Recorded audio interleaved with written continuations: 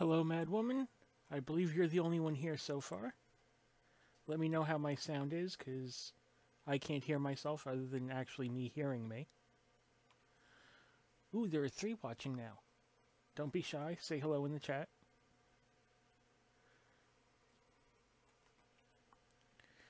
Okay, first thing I wanted to talk about is getting old. Yeah, I know, soft topic, right? Okay, I'm an old man now. I don't think I was an old man last year. This year I am. Hey Mitch, how's it going? Give you a wrench too. Yep, you are now added as a moderator. I find myself saying things that I only ever heard old people say before. I find myself thinking old people thoughts. What happened when I turned 38, I have no clue. But apparently this year I became an old man. I'm not 100% sure I like it or dislike it. It just is. And I didn't think I'd be as comfortable with that as I am. But if any of you have experience being old, pipe up. When did you guys find out you were old?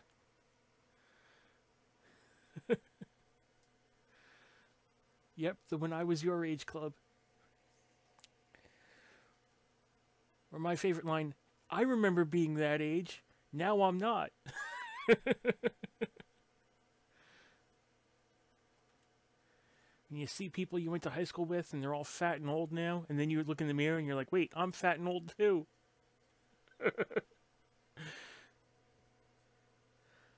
I can't believe it goes by so quickly. But here we are.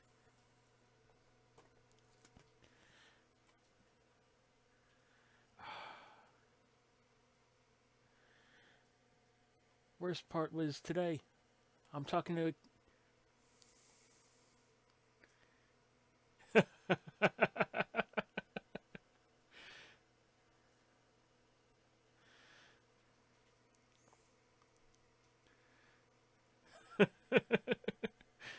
Mitch, too late. I already have.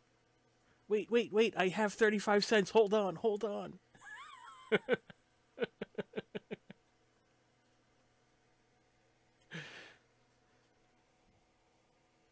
And you have to actually, like, put out your hand and stop the guy. Like, stop. I have the change.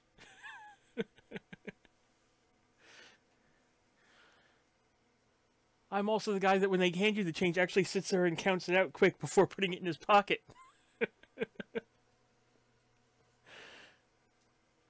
Because you wouldn't want them to be short. You wouldn't want to be short a penny. But the aches, the pains, the I'm getting too old for everything. It creeps up on you. It's a little bit here, a little bit there, and before you know it, you're wearing your pants up around your nipples. It's horrible.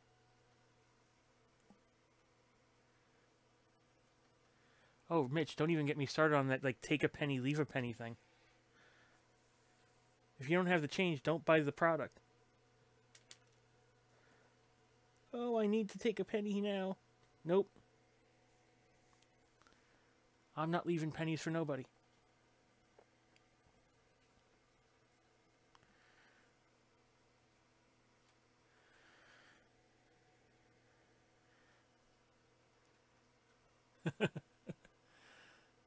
Yeah, that is the worst.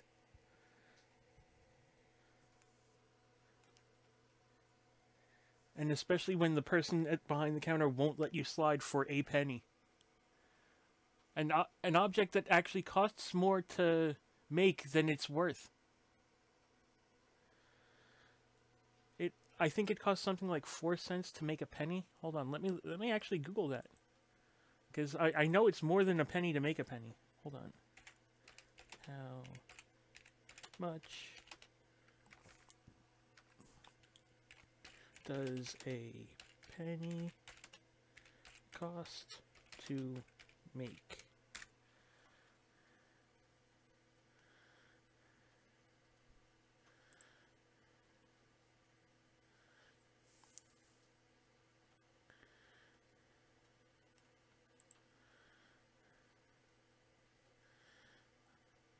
Ah, the Smithsonian.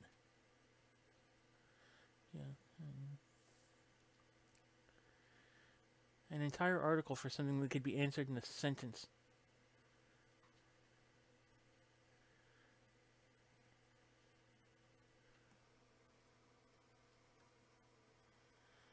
Oh, there are people who still want to get rid of the penny. And to be honest, it probably would make things a lot easier.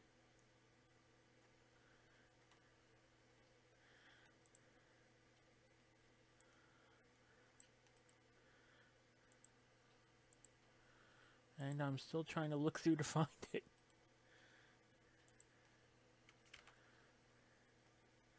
Oh, I'm sorry. It costs 1.7 cents to make a penny and 8 cents to make a nickel.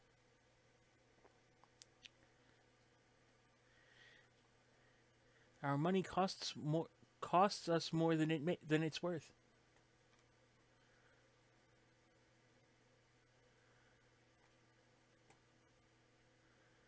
And apparently that's up from...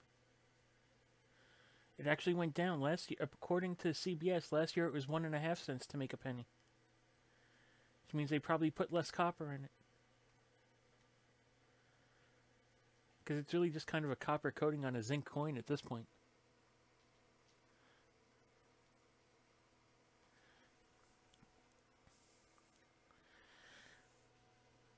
Well, the thing is, if you look at a lot of the ANCAPs, a lot of them want to go back to a gold standard, where if the government doesn't actually have something valuable to back the money, don't print the money.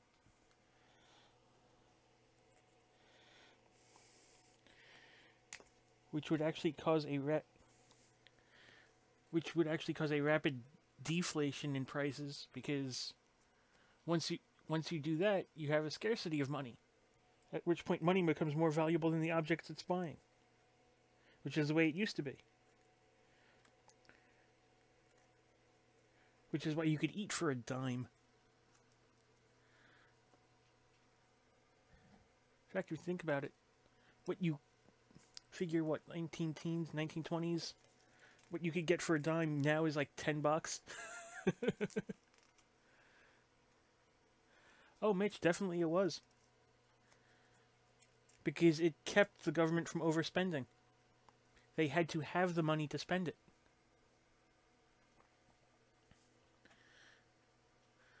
I mean, don't get me wrong, it does limit the amount of currency there is. At that point, it does become a part of the pie thing, where there's only so much money in the world. Where somebody having more means you have less, which with fiat currency, it really doesn't. The whole 1% argument because of fiat currency goes out the window, because just because somebody else has doesn't mean you can't, because there's always going to be more. But the problem with that is the more becomes worth less. So it's a rough balance. I mean, I wouldn't go with a single standard like just gold. At one point, the U.S. had gold and silver. You know what I'm saying? Try and expand what the currency is backed by more than just print because we need more.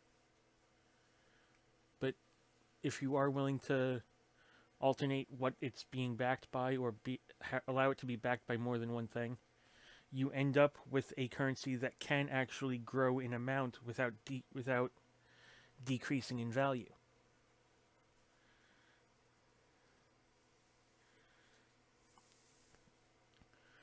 Well, I can understand to a certain extent the idea of credit being money. All credit is literally debt. Credit is literally the "I'll gladly pay you on Tuesday for a hamburger today." That's all it is. People treat it like it's this amazing thing, but it really is just an IOU. And all your credit rating is how trustworthy do the banks who are lending think you are. And most of that's based on how much you're willing to ask them for. It's like, oh, if you don't have this many lines of credit open, your score goes down. So wait, I have to be begging you for money constantly in order to have a good score? That makes no sense to me.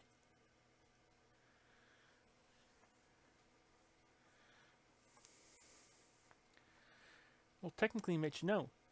It's like, let's say you have 3 friends. They each want to borrow money from you. There is a certain, you know these people, so you know there's a certain amount you would be willing to lend them because you know beyond that you wouldn't get it back.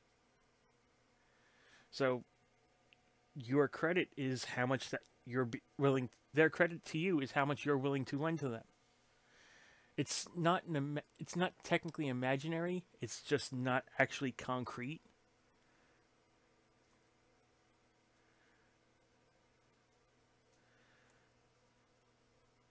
I don't even know the word I'd be looking for that. Maybe esoteric, but but yeah, that definitely is their self-sustaining business model. We're more likely to lend you money if you're more likely to ask for it. That and whether you pay back on time. If you have a lot of lines of credit and you pay back on time, you're their favorite person in the entire world.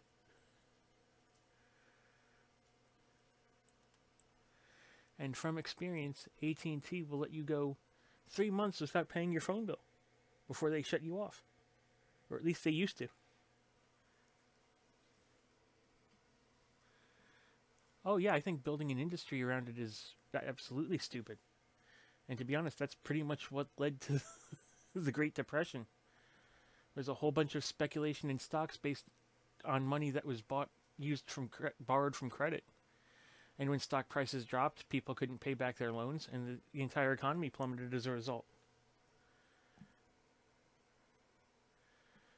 It is a very shaky thing. In fact, even the stock market itself is a rather shaky idea. This idea that I'm going to buy and sell pieces of a company, and based on what other people value at, I'm going to either make or lose money. And the fact that we're going to measure an entire economy based on how much people are willing to buy pieces of a company for.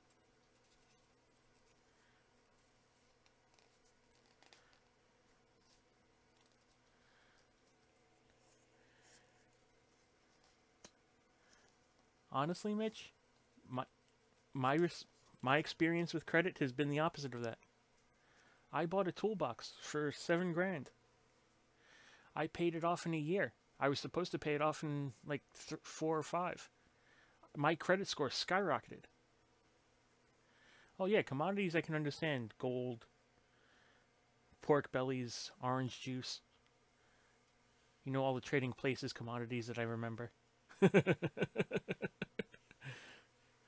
But even with a lot of that stuff, people aren't like buying and selling those items. They're selling futures. They're selling they're selling a bet on what it's going to be.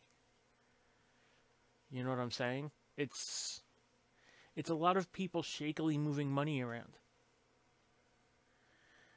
The entire banking and finance industry is just sketchy at best. It's a whole bunch of people who decided they could make money by pretending to move money around.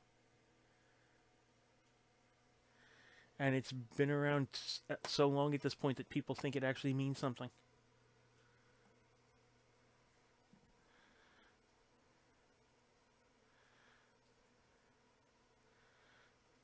And what I find, the only thing worse than late fees for a credit card are banking fees. I put my money into an account in your bank. You take that money and you lend it out to people and get it back with interest. And then you charge me for moving my money around. Or charge me for having the account open. It makes no sense. Why are you charging me for giving you money to lend out? Just because I occasionally want access to it.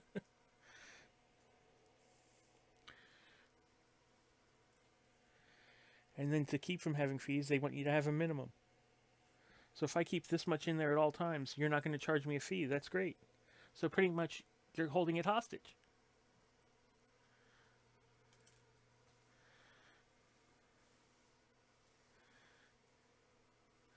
Oh, yeah, they do. They don't realize that money isn't actually real.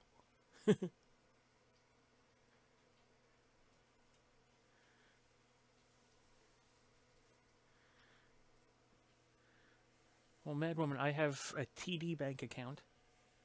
I have a $100 minimum balance, and I don't pay anything for online banking, which is nice. Plus, I get a nice phone app. I can take pictures of my checks and deposit it without actually having to go to a bank. That's nice.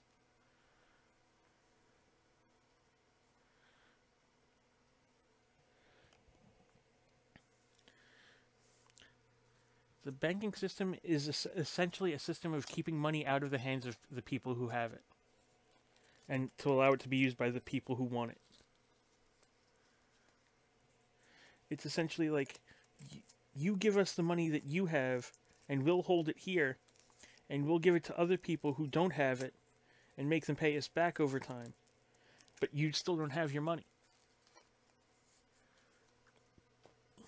It's essentially wealth distribution. And they make money off both ends of it. It's like, this person, you budgeted and saved your entire life and built up this nest egg, and you're going to allow us to hold on to it so we can lend it out to other people on risky ventures. That's great. Hey, you want a business loan? Yeah, sure. Strippers need horseshoes. Why not? Here's your bank loan. What, you mean that was somebody's retirement money?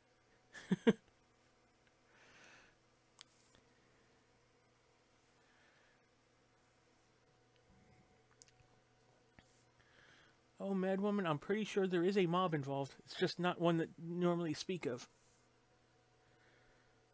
I'm sure there are banking secrets that if somebody told them, people would wind up dead. You know, the whole bullet to the back of the head suicide.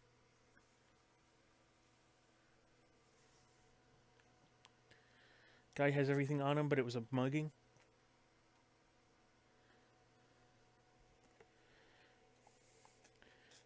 I'm sure there are probably missing persons cases that involve somebody found out something was going on at a bank and they never got seen again. Because most of the big international banks are run by a few families, just like the mafia. I'm pretty sure they were doing it first, and they're doing it better because they're legal, and they convinced governments that they need them. The worst thing that happened to the West is centralized banking. The idea that you have a private company who has been given the sole charter to print U.S. currency, and that they get to a private corporation, get to decide how much money is in circulation. A bank. That's all it is. They decide the interest rates for lending because they lend to all the smaller banks, and those banks then lend out. It's literally just a private business controlling the economy. Yep, that is right, Mitch. It is the Fed. Yep. You are correct there. It's pretty much... It is a scam of the highest order. But back in the day before the Fed was a thing, or when it was revoked and then reinstated, every bank could print its own currency, which was also kind of chaotic and weird. But it's the idea that, hey, if I have something of value and I wish to use that value as leverage for other purchases, why not? While I do think a government should have a currency, do I think it should be owned? Do I think that currency should be pretty much owned and operated by a private entity? No. That's why we have the Department of Treasury. Except all they do is stamp coins, which are too expensive.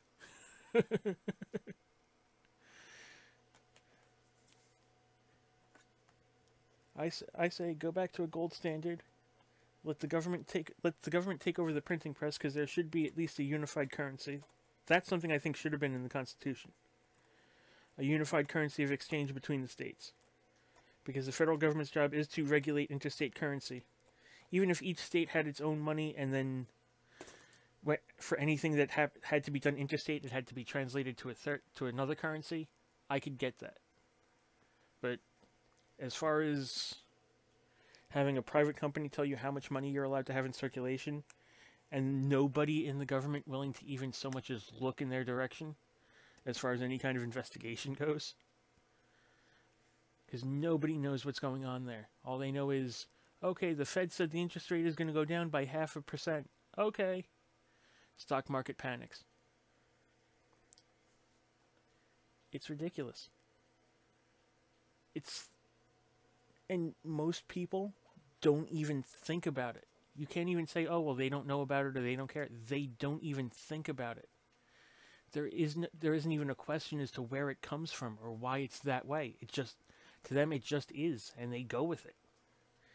It is literally like I hate to say it's sheeple, but it literally is just following the herd. This is the direction we're going in. This is the direction we've been going in, so we're going to keep going that way. And nobody ever questions it. I mean, granted, there's not much a single person could do. And most people probably, even I probably wouldn't understand the majority of what's going on behind the scenes. But we should at least know or have access to know. I'm sure there are bankers somewhere who at least have some kind of conscience, who, if they saw what was going on at the Fed, would be the first people screaming. But,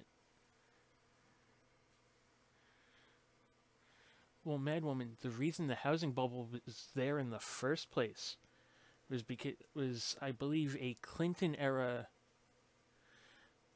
initiative subsidizing banks to give out loans to people who never deserved them. And then when all of those loans were starting to become overdue, the banks packaged them up as investment opportunities and sold them in the stock market. Sold them in the stock market as a commodity. It became a commodity exchange. You were buying crappy loans in the hopes that maybe they'd get paid back and make some money.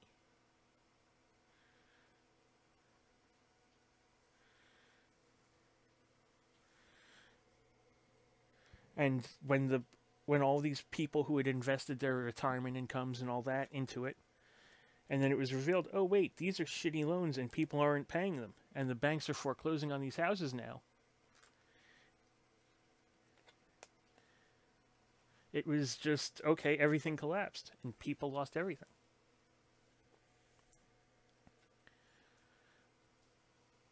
And yes, Mitch, the downside of being humans is we become close to pack animals. In fact, usually that's my main insult for people. Farm animal. Because most people literally just walk through everyday life like a cow. Just sitting there chewing their cud and not paying attention to much of anything. And it's kind of sad, but at the same time, it's easily understandable. Because there's so much going on that if you tried to pay attention to all of it, your brain would fry. And most people would rather care about like the immediate personal, what's immediately personal to them, and not notice anything else. Unfortunately, that makes people horrible. The amount of people I have to deal with on a daily basis who think they're the only human being on the planet is ridiculous. I was having a conversation with two of my customers 2 days ago about the same thing. And both of them elderly people. One gentleman, one lady. The guy was like, I don't understand what's going on with people these days. I was like, these days, it's not just my generation or the people younger than me. It's people in your generation. And he's probably 90. Because he was saying when he was a kid, there were horses and wagons. So it's literally a matter of even old people, young people. There are a whole bunch of people in the world now who seem to think they're the only human being that matters. Like, I've had days where my shop was full. I had cars outside waiting to come in. Someone will pull up, honk their horn till I come out. Can I get an oil change? It takes every ounce of strength I have not to yell at them. Does it look like you can get an oil change right now? I've had people come up to my shop while I was visibly working on somebody's car, and the person was sitting there patiently waiting for it. asked me to stop what I was doing and look at their car. I actually said to the guy, "Do you see that gentleman over there? I'm working on his car right now. If you'd like to go over there and explain to him why you're more important than he is, I'll gladly stop and come and take a look at your car." Person drove away. But the fact that you have to explain that to grown adults is ridiculous. And it's literally just the evolution of everything that has led up to now in our culture. And I realize this is kind of cliche, but it's kind of the baby boomers' fault. Because you had the World War II generation, they had a whole bunch of kids. Those kids had it really well. But they came from parents who didn't. So their parents were strict, their parents were rough, because their parents had grown up in harsh times. They swore, "Oh, I'm not going to be like that with my children. My children are going to be better than that." And they raised a coddled generation. And that generation swore up and down that their parents were too harsh. And they raised an even more coddled generation. And while they've all been coddled, it's only getting worse. Most people out... I'll admit I'm in a weird position being a mechanic, but when most people don't know anything about their car beyond the fact that they sit in it, they press the button, and it moves. Like, they don't even know how to take a tire off their car.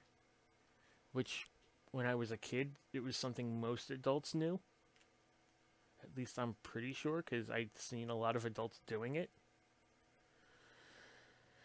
And now people in their, like, 20s, 30s, 40s don't even know what to do when their headlight goes out.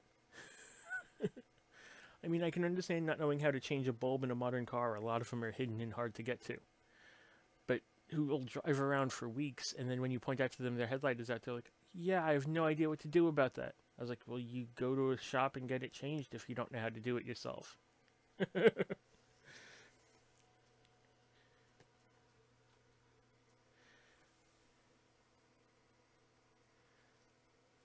Yes, Madwoman, they are.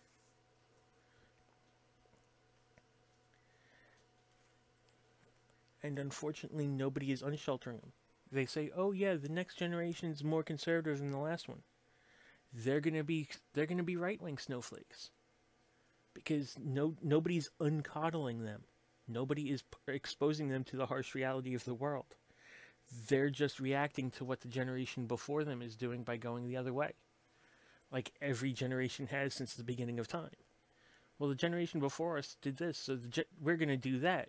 And then the other one goes back the other way. It's a tug of war.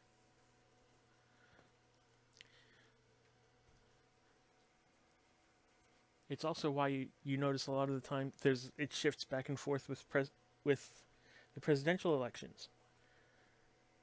It's very rare that you'll get the same party in the House same party in the White House twice, because it's a tug of war. It's, "Oh, well, we had all of this, we had all of this, we had all of this, now we're going to go the exact opposite way."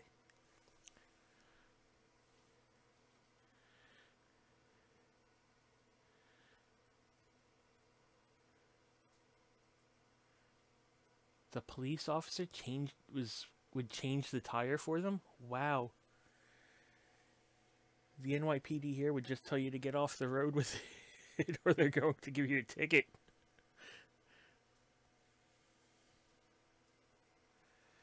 But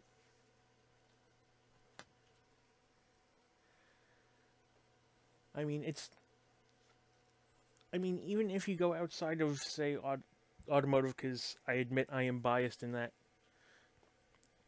there are a lot of people who don't know how to do a lot of things that are basic.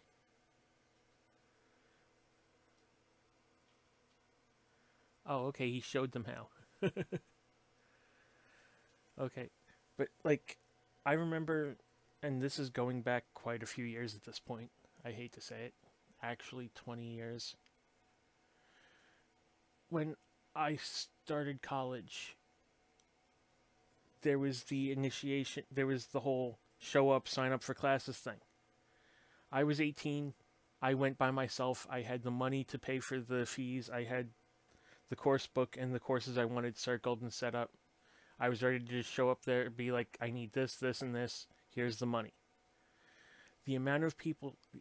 I was the only person there who hadn't shown up with a parent. I was the only person who dealt with the administration myself and didn't have a parent do it. Hi, Allie. Tell Seeps I said hi. But I was the only one who showed up. I was the only one self-sufficient enough at 18 to be able to do paperwork. I literally knew then that the world was doomed. Because it's paperwork and here's a check. It's not something you should need your parent for. I probably could have done it by myself at 16. And here were 18, 19-year-old, 17, 18, 19-year-olds with mommy or daddy or both sitting at class books. Well, what do you think you want to take? Really? Just pick. You have an idea of what you want to, even if you have no clue what you want to do. There are basic, most of your freshman year is taking the basic required courses. Just circle one of each. At worst, circle one of each. And it's only gotten worse since then. I'm sure now if I went through the same thing, the kids wouldn't even be there. It would just be the parents. This is what I want my kid to take. This is what I want him to be taught. This is what... And then school will guess them to death, take their check, and then indoctrinate them into social justice.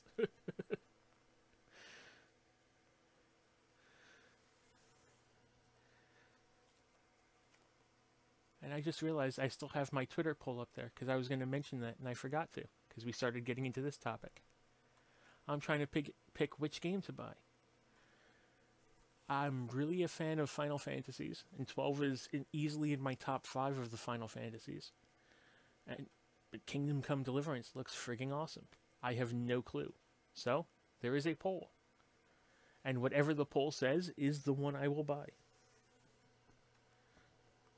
Granted, I'll probably get the other one eventually anyway. They're both on my wish list right now, but whichever one is picked, and right now it's looking like Kingdom Come Deliverance, but there's still 22 hours to go. So who knows? If anyone would be so kind as to go there, vote and retweet, so that as many people as possible, even people who have no idea who I am, can vote on it, that would be appreciated. And I'm actually kind of surprised because most of the people who normally come here for my streams aren't here. Don't get me wrong, I'm not like, oh my god, why didn't they show up? But I'm actually a little surprised. Granted, there's a whole bunch of drama going on the YouTubes, so I suspect I'm not the most popular of guys right now, because hey everybody, these people are getting suspended, these people are getting flagged. Let's talk about that. I just chat with whoever comes into the chat about whatever, and wait. This thing's been on Top Chat the whole time. Jesus Christ. Okay, good. I did not miss anything. Probably because I give everybody wrenches.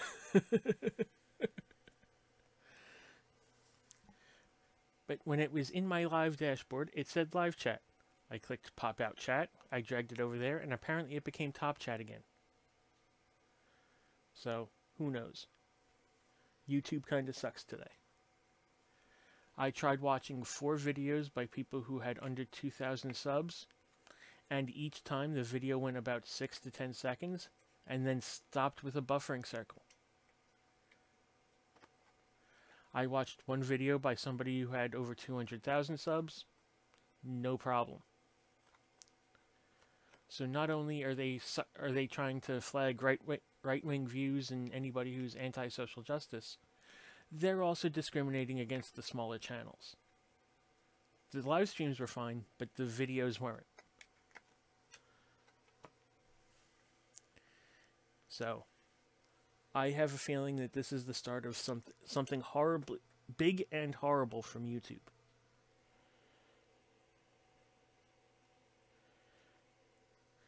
because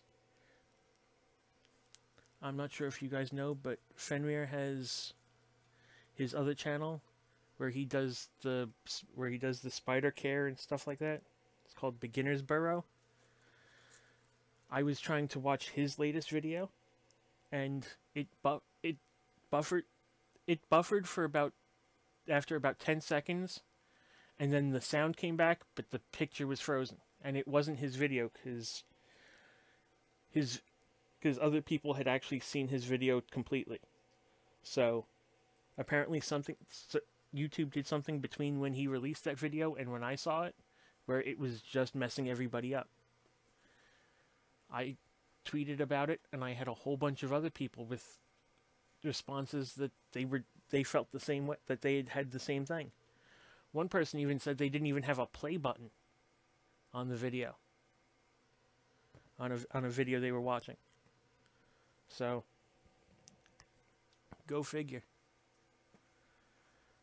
But it is not looking good.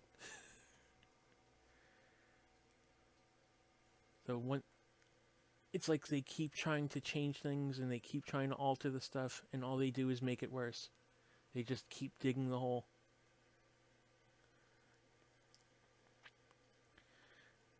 I mean, I get people have ad blockers. I disabled mine for YouTube because I knew so many people who would live stream and make videos. So I figured, let me leave it off so that they can make their money. Then they stopped making their money because YouTube started taking it away from them. Because YouTube only wanted the big channels to get the advertising dollars, because they can put the ad on your channel anyway and not share it with you. Which I can understand. I get if somebody doesn't monetize their channel, YouTube should be allowed to put ads onto it if for no other reason than they need to make money to stay open. But oh, hey, Jack. I was wondering when one of my regulars was going to get here. But good night, Maddie. Get some sleep, because I know you've been up early lately. But like I was saying, Jack, like I was saying before, YouTube is falling apart because today they had their videos. Small channels videos would go about 6 seconds and buffer. The big channels, no problems. Live streams, no problems. And I get that they're trying to reshape everything so that they can make as much money as possible advertising.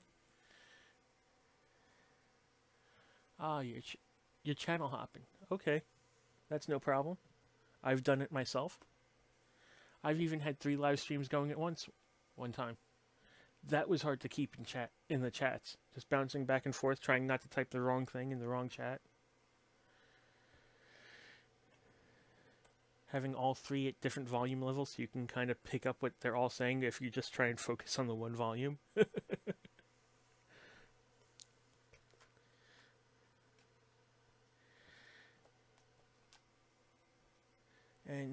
But I get that they need advertising. I get that they're trying to strategize to bring in as much advertising money and other investment as possible. But I think they're going about it completely ass backwards. And the fact that they're letting people like the ADL and the Southern Poverty Law Center decide who is good and who is bad is absolutely reprehensible. That is like asking Joseph Stalin to critique a documentary on communism. You really think you're going to get anything honest out of it? And how would you make YouTube triple the amount they're doing now, Jack?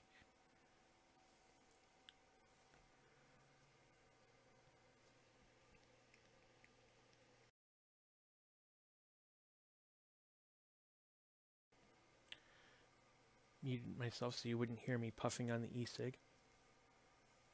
Because I always hate when you hear that, when you hear somebody puffing on pulling on one of those things while they're on a stream.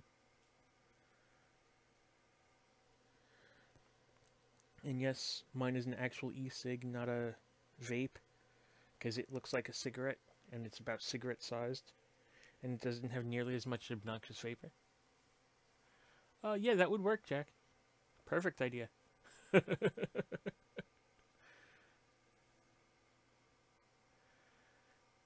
In fact, it was YouTube's lack of censorship that made it popular in the first place.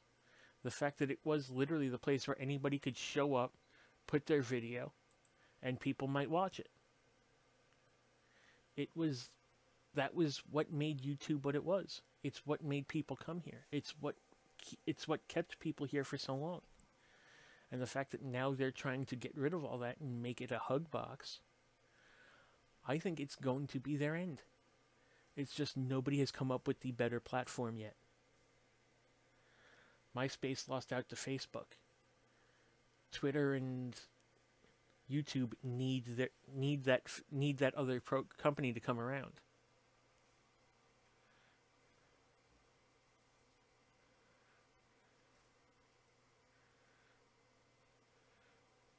So Jack, how would you make all content advertiser friendly without censoring any of it? Because, to be honest, advertiser friendly generally means that it's like you'd have to remove cursing, which means you'd have to censor people from their speech. Either that or you'd have to find advertisers for specific types of content. Which, to be honest with you, that's not really how advertising works. It's not like you go out and you say, hey, buy this ad space. It's people with ad space come to you to buy the area because you have the audience. I mean, it would be one thing if it was in a way bilateral like that, where Google could go to these certain companies like, hey, you advertise on this and you advertise on that. We have programming of a similar vein that you could advertise on. But even then, that's not really that much, because if you think about it, a lot of the programming that would be in the vein of, say, a Bearing or a Kumite is generally on subscription-based radio or cable, where there is no advertising. So that's usually how they work around it, is that it's on something that's paid for by subscription. That's why when Anthony Cumia was fired from XM, he started his own network. You know, he went directly to, hey, if I'm going to make this content, you can pay me directly for it. And it's working for him because he had a large audience. You know what I'm saying? Like PewDiePie could literally turn around and invest some of his money that he's gotten from Google advertising and start a network.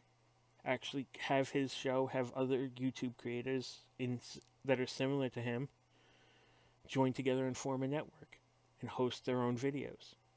And nobody would be able to touch them. And they could say, hey, pay us $3 a month and get access to all these videos. He'd make a killing. But because he's got the the audience for it. Smaller channels don't. And even if you banded a bunch of these smaller channels together, there isn't. Okay, Mitch, that's fine. You are actually a good tutor in Star Trek Online, so they're very lucky to have you. But even if you added all the smaller channels together, unless they are very similar in content, you're not very likely to have audience overlap. So you might get people who say, oh yeah, I want to sub to this, but I don't want to pay that much because I only listen to this one person. And so you don't get the draw in of people. I didn't get to watch the Kumite today, but from what I've heard, they were Andy Worski and Tonka were talking about starting a Bloodsport network. They don't have the subscriber basis for it. If you assume that Tonka Saw's viewers and Andy's viewers are completely separate, which they're not. There's a large amount of overlap. But if you assume they were separate, even if you added them both together, you wouldn't, and every single one of them were willing to pay, you wouldn't have enough money there to run an entire channel. You know what I'm saying? With you'd have to have your own website. You'd have to have server storage for all the videos, bandwidth for the live streams. It's not a small undertaking. It's not something that would happen easily. It would be nice if somebody could pull something like that off, but it's not likely. Because you're not going to reach the people. You don't have the broad net that YouTube has. So you either A, have to build up the following, like say PewDiePie did, to where you have 50 million people following you, so even if you lose half of them, you still have a shit ton of people to come follow you to your new platform. But beyond that, you might at best, depending on how much you're charging, maybe get at most, I want to say a quarter of the people moved over. Because you figure with Tonkasaw's channel, you have a whole bunch of, you have people on Patreon, you have the sponsors. They aren't even 5% of his total viewing audience. Hi, Gwendolyn. Thank you for stopping by. My Splattercast is literally just me chatting to anybody who shows up. Right now we were talking about fixing YouTube. But if you would never even, where was I? Oh yeah, it's Tonkasaw's audience that's paying him isn't even 5% of his total audience. If you add, now granted he does get a lot in super chats. Hi Luna. But those are literally one-time payments. Those are people paying to make a statement on the show, and that's it. And while he probably does make most of his money in those super chats, those are people who are paying money when they have it. Those are people who are, hey, I've got $5 in my account, I can pay this and make the joke. You know what I'm saying? They're not people who are paying, they're not people who are saying, I can pay this monthly.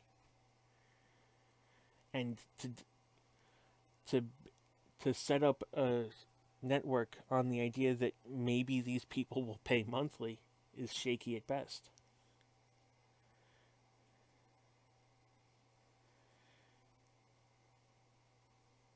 Mitch, I did not see that video yet. The last one I saw of yours was a socially awkward Steve Doctor Who episode.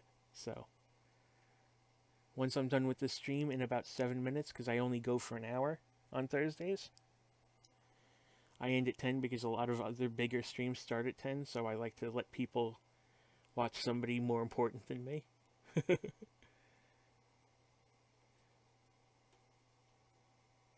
No notification. I tweeted it out. I posted it in a couple Discords, and I was kind of surprised that YouTube, when I went live, didn't put it, because I actually scheduled it this time. I didn't just randomly go live. I actually said go live at this time. It's kind of cool I can do that. But Mitch, like I said, in 7 minutes, when this is over, I am going to watch your video. Yeah, 7 minutes now. And it'll be the hour. But it sucks that YouTube is doing this, but unfortunately right now, unless you have multiple millions of dollars, there's not much of an alternative. There's not much in the way of, hey, we can go here. Now, granted, there's BitChute and VidMe and all that, or there was VidMe. The problem with those is they weren't getting the bigger names, they weren't drawing the audience, and the people who were going there in addition to YouTube were treating it as like a backup site. Like, well, if YouTube shuts down my channels, at least I have the videos stored somewhere.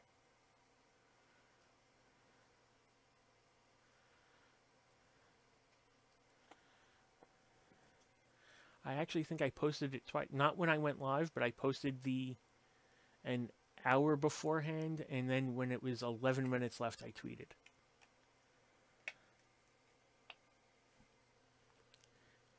Which is odd because I have a few hundred.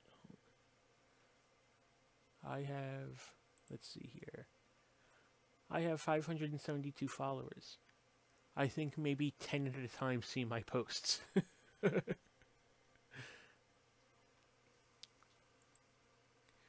But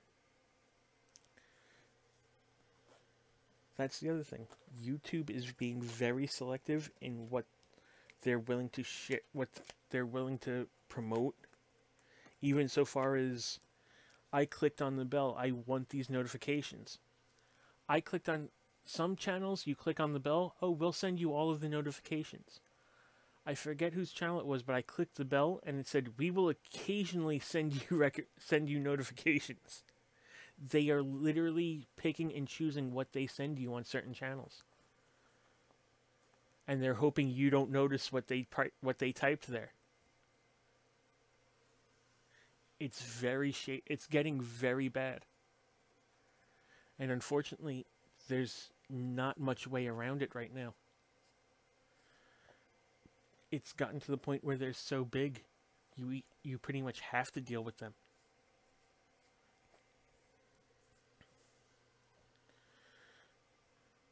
Because there's nothing else that's even similar in scale and format. Because before Twitter, who had ever even heard of a microblogging site? Which is what Twitter technically is.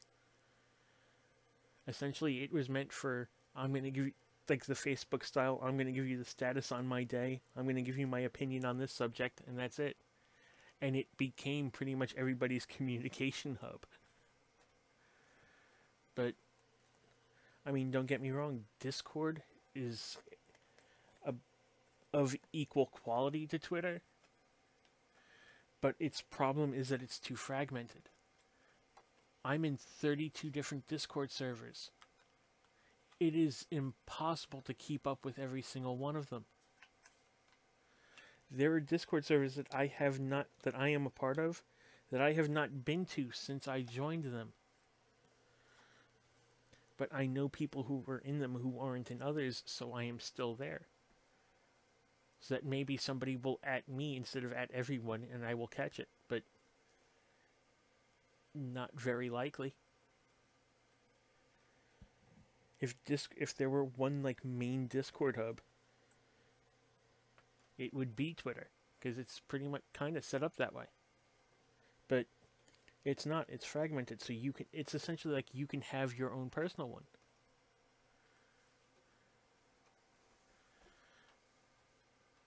Yeah, Discord can be rough. But as far as an alternative to Twitter, it's probably the closest there is. But it is way too fragmented to be of any strong opposition to them. And even they capitulate to everything.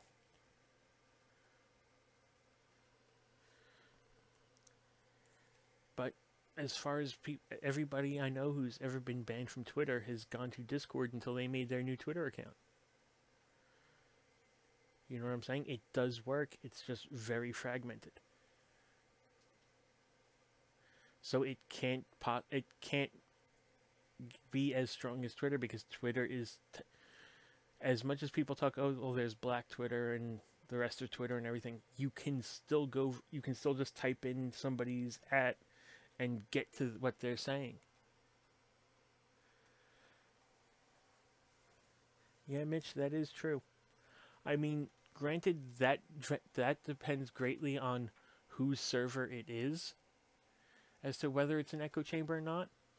If somebody were to invite people of different groups and thought to a Discord server where pretty much the idea was the exchange of ideas and or the at least presentation of differing ideas, and they were willing to accept that, you easily could just have something that was not an echo chamber. But that'll never happen because nobody wants to speak to anybody. It's all just, you need to hear what I say, and that's it. And you don't get to say anything because you're evil.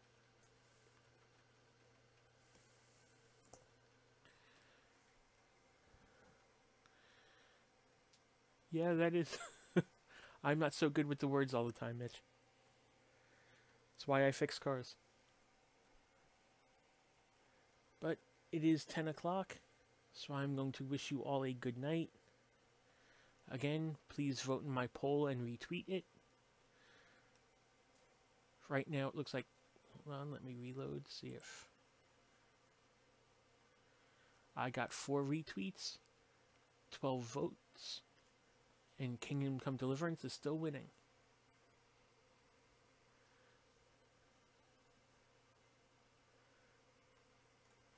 So good night, everybody. Thank you for stopping by. If you are watching this after the fact, thank you for giving it a view. Please like, subscribe, share it with everybody. Thank you. Good night.